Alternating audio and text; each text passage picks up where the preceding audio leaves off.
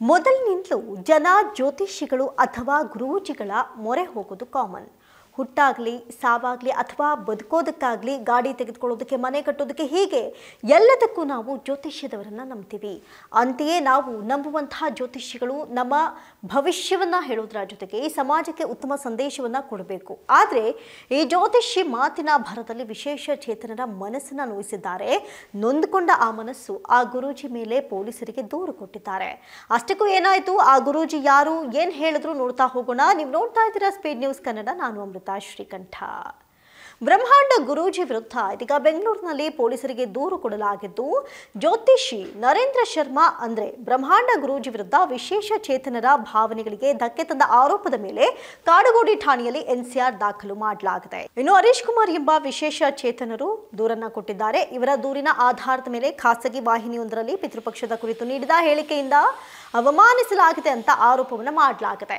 ನ್ಯಾಯಾಲಯದ ಸೂಚನೆ ಮೇರೆಗೆ ಮುಂದಿನ ಕ್ರಮ ಕೈಗೊಳ್ಳಲಾಗುತ್ತೆ ಅಂತ ಈಗಾಗಲೇ ಪೊಲೀಸರು ತಿಳಿಸಿದ್ದಾರೆ. ವಿಶೇಷ ಚೇತನರ ಭಾವನೆಗಳಿಗೆ ಧಕ್ಕೆ ತಂದು ಅವಮಾನಿಸಿದಂತಹ ಆರೋಪ ಸದ್ಯ ಇದೀಗ ಜ್ಯೋತಿಷಿ ನರೇಂದ್ರ ಶರ್ಮಾ ಅವರ ಮೇಲಿದೆ. ಹಾಗಾದ್ರೆ ಇಷ್ಟಕ್ಕೂ ಗುರೂಜಿ ಅವರು ಏನ್ ಹೇಳಿದ್ರು, ಎನ್ಸಿಆರ್ ದಾಖಲಾಗುವಂತಹ ಮಾತನ್ನ ಏನ್ ಹೇಳಿದ್ರು ಅಂತ ಹೇಳ್ತಾ ಹೋಗ್ತೀನಿ. ಇನ್ನು ವಿಶೇಷ ಚೇತನರಾದ ಹರೀಶ್ ಕುಮಾರ್ ಎಂಬುವವರು ನೀಡಿದ ದೂರಿನ ಅನ್ವಯ ನರೇಂದ್ರ ಶರ್ಮಾ ಹಾಗೂ ಆ ಒಂದು ಚಾನೆಲ್ ಅಲ್ಲಿ ಮಾತನಾಡಿದಂತಹ ಖಾಸಗಿ ಚಾನೆಲ್ನ ಮುಖ್ಯಸ್ಥರ ವಿರುದ್ಧವೂ ಈಗ ಕಂಪ್ಲೇಂಟ್ ಕೊಡಲಾಗಿದೆ. ಹಾಗಾದ್ರೆ ಬ್ರಹ್ಮಾಂಡ ಗುರೂಜಿ ಅವರ ವಿರುದ್ಧ ಪೊಲೀಸರು ಯಾಕೆ ದೂರನ್ನ ತೆಗೆದುಕೊಂಡಿದ್ದಾರೆ, ದೂರು ಯಾಕೆ ಕೊಟ್ಟರು ಇಷ್ಟಕ್ಕೂ ಹರೀಶ್ ಕುಮಾರ್ ಅಂತ ನೋಡೋದಾದ್ರೆ, ಈಗ ಮೊನ್ನೆಯಷ್ಟೇ ನಡೀತಲ್ಲ ಪಿತೃಪಕ್ಷ ಮಹಾಲಯ ಅಮಾವಾಸ್ಯೆ ದಿನ ಖಾಸಗಿ ಚಾನೆಲ್ನ ಇಂಟರ್ವ್ಯೂನಲ್ಲಿ ಭಾಗಿಯಾಗಿದ್ದ ಖ್ಯಾತ ಜ್ಯೋತಿಷಿ ನರೇಂದ್ರ ಶರ್ಮಾ ಪಿತೃಪಕ್ಷಕ್ಕೆ ತಯಾರಿಸಿರುವಂತಹ ಮಾಂಸಾಹಾರವನ್ನು ಮನೆಯವರು ತಿನ್ನಬಾರ್ದು, ಅದರ ಬದಲಿಗೆ ಭಿಕ್ಷುಕರು ಹಾಗೂ ವಿಶೇಷ ಚೇತನರಿಗೆ ಕೊಟ್ಬಿಡ್ಬೇಕು ಅಂತ ಹೇಳಿದ್ದಾರೆ.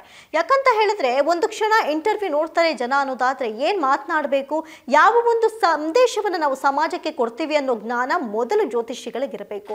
ಈ ರೀತಿಯಾಗಿ ಬಾಯಿಗೆ ಬಂದಂತೆ ಮಾತನಾಡಿದ್ರೆ ಈ ರೀತಿ ಆಗಬಾರ್ದು, ಆಗುತ್ತೆ ಅಂತಲೇ ಹೇಳ್ಬೋದು. ಯಾಕಂತ ಹೇಳಿದ್ರೆ ಮಾಂಸಾಹಾರವನ್ನ ಮನೆಯವರು ತಿನ್ನಬಾರ್ದು, ಅದ್ರ ಬದಲು ಭಿಕ್ಷುಕರಿಗೋ ಅಥವಾ ವಿಶೇಷ ಚೇತನರಿಗೋ ದಾನ ಮಾಡಬೇಕು ಎನ್ನುವಂತಹ ಮಾತನ್ನ ಖ್ಯಾತ ಗುರೂಜಿ ಬ್ರಹ್ಮಾಂಡ ಗುರೂಜಿ ಹೇಳಿರುವಂಥದ್ದು.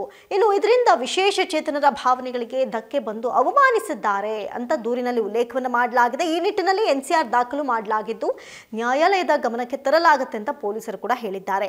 ಇನ್ನು ನ್ಯಾಯಾಲಯದ ಸೂಚನೆ ಬಳಿಕ ಮುಂದಿನ ಕ್ರಮ ಜರುಗಿಸಲಾಗುತ್ತೆ ಅಂತ ಕೂಡ ಪೊಲೀಸರು ಈ ಸಂದರ್ಭದಲ್ಲಿ ತಿಳಿಸಿದ್ದಾರೆ.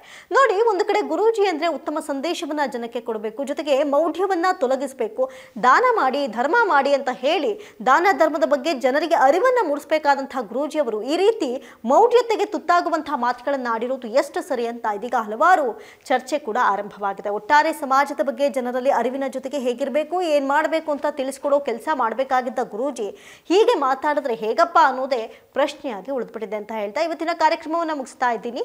ನೋಡ್ತಾ ಇರಿ ಸ್ಪೀಡ್ ನ್ಯೂಸ್ ಕನ್ನಡ, ಸುದ್ದಿ ನಿಮ್ದು, ವೇಗ ನಮ್ಮದು.